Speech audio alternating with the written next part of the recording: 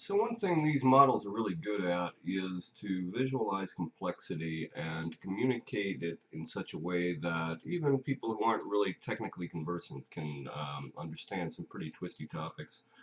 This particular model was done as part of a data center assessment for a cap case, which for Cisco was one of those flaming fire drills, all hands on deck kinds of affairs. And in this case, it was a data center contamination event.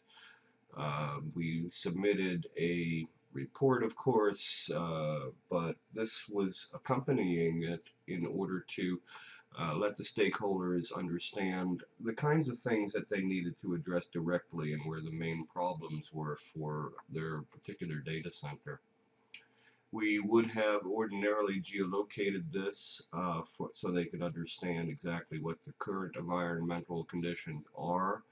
All we can say for this is that it was in the western United States, that it was an early free air design, air economizing, and that at the time of this event there were a handful of wildfires in the area, and the local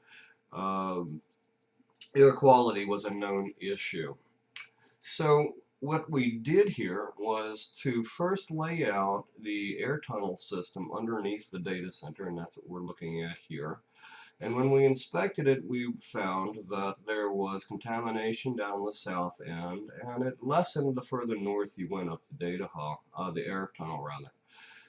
Being an early free air design, it was designed by, at the time, really, office architects, office building architects, and not data center architects.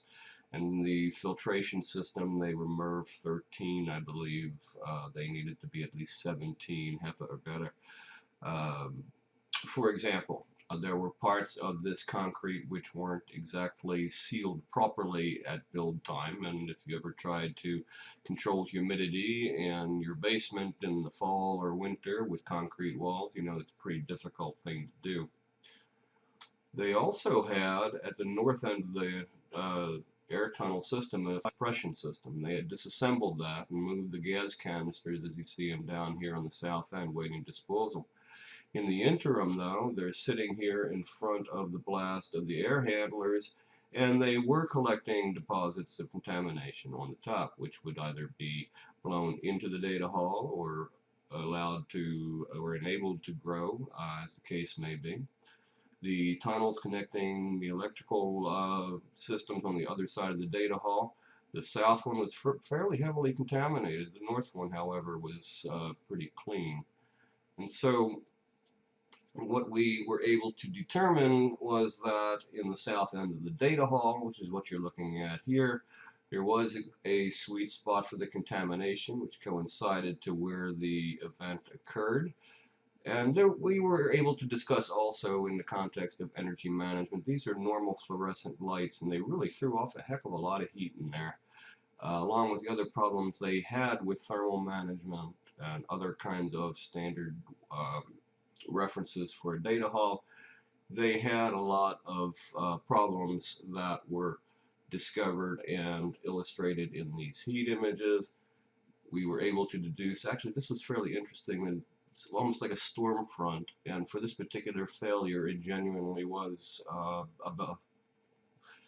factor in the failures, as the change in the rate in humidity exceeded ASHRAE standards, and compressed air against the power supplies, liquefying the sodium deposits. So it's very interesting problems, and we were able to also demonstrate the hypothesis with the failure pattern.